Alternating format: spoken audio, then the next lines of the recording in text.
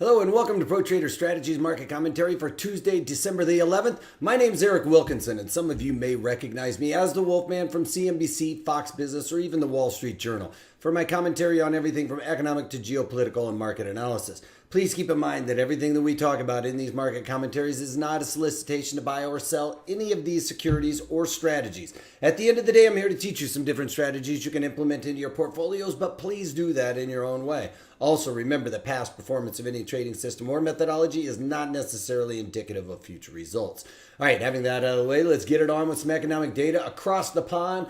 We got Great Britain average hourly earnings index coming in at 3.3%, expected to be 3%, so better than expected on that front is good. They also revised last month's number up slightly to 2.1%.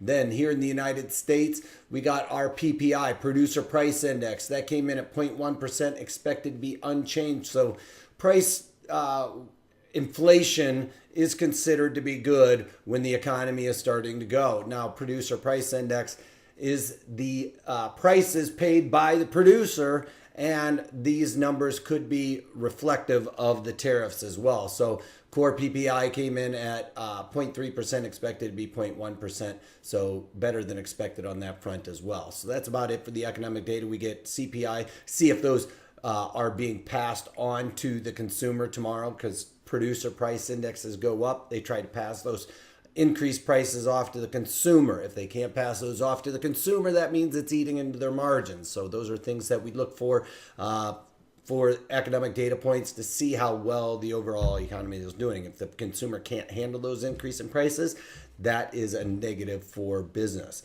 All right, let's look at the markets. We've got crude oil here up by about $1.25 right now. This is ahead of tomorrow's crude oil inventories number. At the end of the day, I don't really think that there's going to be a whole lot of catalyst to get us out of this little rut here. Really going to be data dependent on the inventories tomorrow. Then we've got gold futures pretty much unchanged. After yesterday, we got a little bit of correction. That late day rally yesterday was looking pretty bearish when we first started talking, but we got that late day rally, made all of the equities actually look like they've created a nice little bottom, a bit of a confirmation to the top or to the upside today.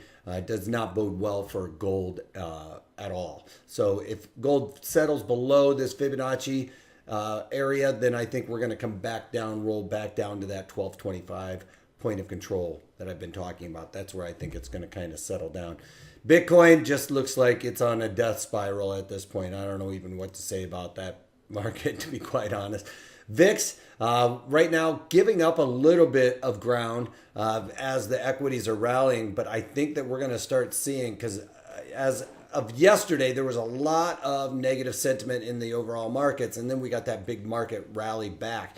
So today we could see a lot of put buying driving VIX higher, but I don't think that the market is actually going to roll over from here. I think we're going to stay with my mindset that we're going to see these extremes, but end up settling back down at the point of control for the equities. Now, we got a little overextended to the downside, broke, and then peeled back up to a comfortable level. Now, the Dow Jones, or sorry, the bonds are right at their own point of control. Now, I think that that's about priced in, somewhere in between the value area low and the point of control is where I believe that this market should be, and maybe even start building out this low area of the market profile. So I think it's going to be in the lower half between the point of control and the lower band going forward. I don't see a whole lot of extension to the upside there. I don't think that the Fed is in a situation where they actually need to really start lowering interest rates.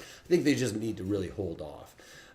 Now we got the Dow Jones Industrial Average up a couple hundred, or up 100 plus points right now. Came up, kissed the point of control. Now this Fibonacci is not really going to act as much of a support and resistance as we would normally see it, because it's right there at the point of control. I don't think that that's going to be the determining factor, as if we get above that, it's bullish. We stay below it, it's bearish. It is right there at the point of control, which really kind of negates that line, to be quite honest. But we have come back to that after yesterday's big sell-off. This is the NASDAQ. You can see we opened up really bearish, came down came close to testing that, but we can say that we tested the value area low again and repelled up and away from it.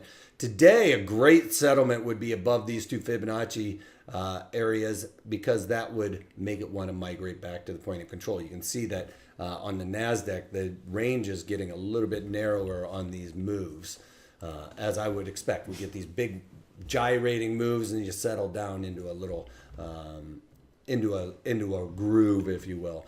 And again, with the E-mini S&Ps, would like to see it settle above this Fibonacci area, the 23 Fibonacci, that is. Settlement above that would give me a belief that it's going to back, give me reassurance in my thesis as to what the market's going to be doing.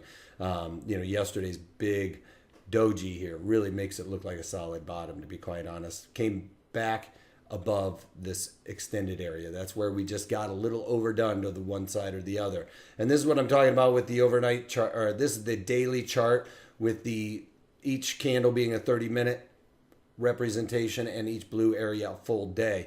And this is when we were talking yesterday, and then right after I got done, the market really rallied almost unabated to the upside and finished on the highs of the day. Overnight, no real attempt to flush out any longs, and even coming into today. So that is very bullish. Now, a move back down to the lows of the day at the close would not necessarily set up as nicely as we are looking right now. All right, let's talk about a couple of things that I've done. Obviously, my thesis hasn't changed. A big, engulfing pattern over yesterday, or if yesterday would have finished towards the lows of the day, I probably would have had a different mindset. I would have been thinking I needed to become a little bit more mechanical and aggressive, because I am almost full delta positive aside from basically Tesla at this point. So I need to see a bit of a move up or volatility coming out, which we haven't really seen a whole lot of volatility coming out, especially in this market with Morgan Stanley. Now, if you remember a while back, I sold some December 40 puts in Morgan Stanley. Obviously, when I thought that the bottom was in, we've created a new bottom. Those 40 puts have been tested yesterday, came up and away. We're settling above that. So I decided to add a little bit to that position and went into the December that expire on the 21st. I sold those 40 puts again, and I sold them today for 53 cents. Before, I sold them for about 45 cents or something like that. So added a little bit to that position. I'm still bullish, so I'm going to let that one ride out.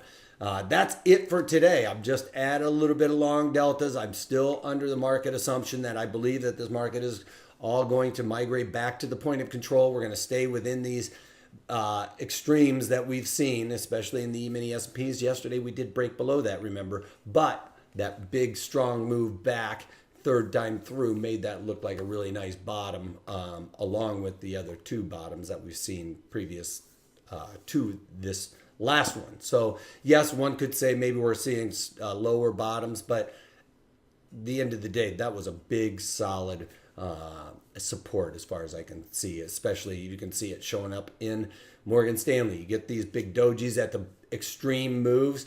That is the time, I think, to start getting involved, and that's why I decided to get more involved with Morgan Stanley. And that's about it for today. Other than give me a thumbs up, thumbs down, like or dislike on this video. Let me know what it is you like about it or dislike, and I'll try and make some changes, okay? But that's it. If you can't take that, take it easy.